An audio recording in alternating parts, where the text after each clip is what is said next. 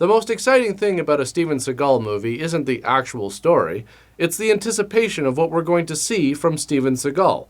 How bad is the acting going to be? How many people will he dispose of and make it look effortless? And what lines will he be delivering? I'm gonna take you to the bank, Senator Trent. To the blood bank. Hey guys, welcome back to the show. And on this episode, I'm going to be talking about a Steven Seagal movie that went straight to DVD.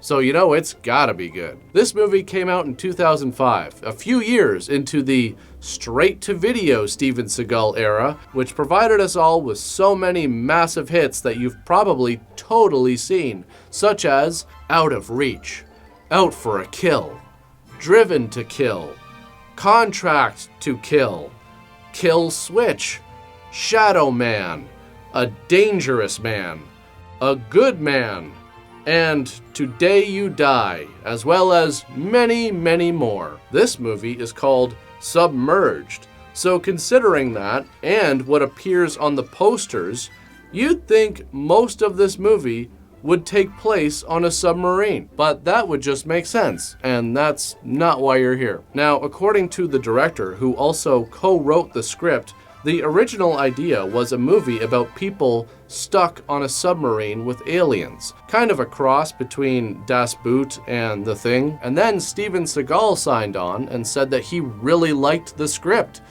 Looks like everything was going according to plan, so what could possibly go wrong? Steven Seagal. According to the director, Steven Seagal called him 3 weeks before they were supposed to start shooting and said, "I don't think this movie should be on a submarine. I've decided that I don't like aliens and I don't like monsters. I don't want to be in a monster movie." So they had to change everything, and what came out was this. A movie that is equally confusing as it is weird. And that's what you get as soon as the opening credits start rolling.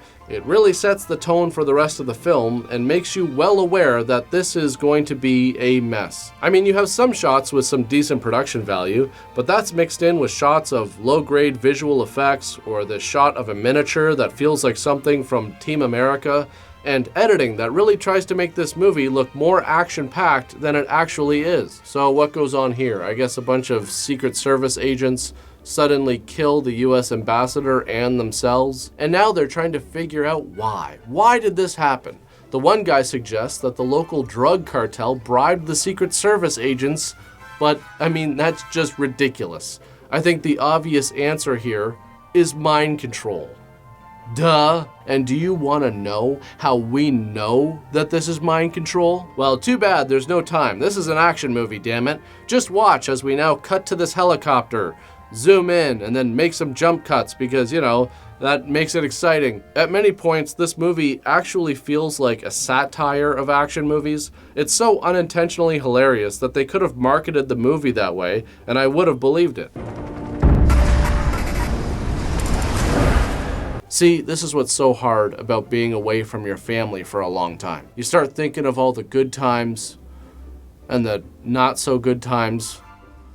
Like when you took that lame family vacation to the graveyard with the spooky windmill, or when you lost that family photo that you're currently holding in the gutter or something. Come on, we're going in clean, you know this. No personals. Yes, we're going in clean. No personal items of any kind. We can't have anything that would risk us being identified. Except our helmets with our names written on them. So they call their buddy, the surfer, like, "Hey, are we clear to land?" And he's like, "Yeah, I mean, it doesn't seem to be any other helicopters around you. Go for it." Okay, so this is the guy who you're trusting to tell you if the area is clear of hostiles or not? Is he a soldier undercover, or did you just pay the guy running the surf shop $20 to keep an eye out? Because he doesn't seem to be very aware of his surroundings, clearly. So they land, but watch out, it's a goat lady. And they're like, "Colonel Sharp, what do we do about her?" But Colonel Sharp is not able to determine if she's a threat or not because he keeps having flashbacks and, I don't know, seeing his wife Maybe she had goats too, who knows. And now the bad guys pop up and it's a firefight. Amazing that they knew the exact spot where they were going to land. So they surrender, and now they're kept in cages and put into some kind of a machine that makes them have these visions and puts them under some sort of mind control. By the way, this imagery, never explained. What do these visions mean? Don't know. And here we go, folks. The moment you've all been waiting for. Watching Steven Seagal walk down a hallway in slow motion in chains. Which is kind of weird because then suddenly he's out of the chains. So I guess he's not that dangerous. Steven Seagal is some kind of mercenary who is currently in military prison, and they need him to stop the guy who's doing the mind control stuff and blow up his base. Don't know why they need him specifically to do it, but whatever. I'm still in prison for doing the same thing you about to ask me to do again. Yeah, see, you're not gonna make him do the thing that he's already in prison for, and then imprison him again for the same thing. That's an old police trick, and he knows all the tricks. I mean, this is Steven Seagal we're talking about. He's a cop. Or he used to be a cop and kept it a secret, but then he wanted to do a reality show about it. I don't know. So they're like, hey, we haven't even really told you what your mission is exactly, but we'll give you and your crew a full pardon if you do it. And Steven Seagal says, okay, but I want $100,000, and everyone in my crew gets $100,000 too. And the Navy agrees to it because I guess they have no other options. The prisoner has all the leverage here. So they're like, here's the mission. You gotta kill this guy. Oh, that's just terrible. I don't do things like that. Yeah, I don't know about that. I kind of get the feeling like you do things like that. I mean, you are a hired gun, right? You mean to tell me on your way to becoming a top-ranked mercenary, you never took anybody out? Really? That's amazing. I guess we have the mercenary with a heart of gold sitting in front of us here, folks. Yes, that you only do the good killing, because that's what mercenaries are known for. Ethics over money.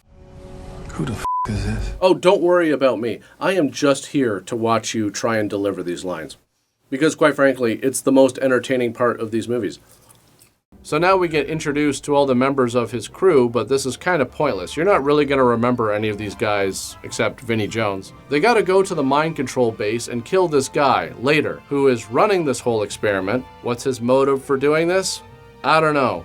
How does he actually control the minds of these soldiers? I don't know. You got 10 minutes and get your white ass out of here, you hear me?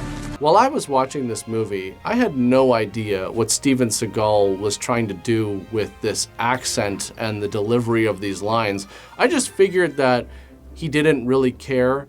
But then I thought, he's never been good at that stuff. Like, maybe this is him actually trying. I have no idea anymore. There's some sick shit up in here, alligator. What kind of damn fool you think I am? I'm still in prison. Luis, tell everybody how long you're in prison for and what kind of activity you had in prison. So they get into the base and find the soldiers, but at the same time, there's an army with a tank coming at them. Amazing that they don't get just completely wiped out standing there in the open. At one point, Steven Seagal just runs up to them and beats them all up and destroys the tank by himself because, of course. So they're like, let's blow this place up and get out of here in a submarine. And man, this looks so real, doesn't it? And here we go, folks. Get ready for the submerged part of Submerged. You couldn't be blamed for thinking that the rest of the movie probably takes place aboard the submarine, or at least a major part of it, because again, the movie is called Submerged, but they're on that submarine for maybe 15 minutes.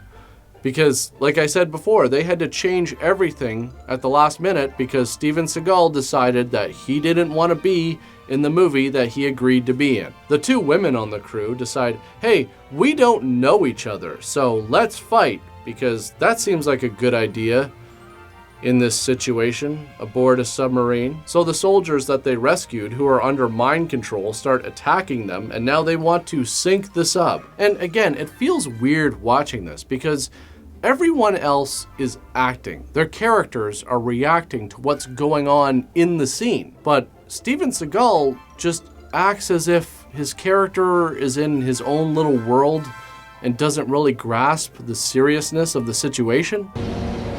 You did what? You might have just signed our death certificate. It's amazing. It's almost as if he just doesn't have the ability to deliver a convincing line in any scene. It's always out of place. That or his reactions to things are out of place. There's this scene where this guy starts attacking him in the kitchen. He throws the guy over a table, starts swearing, and then is just suddenly like, okay, I don't...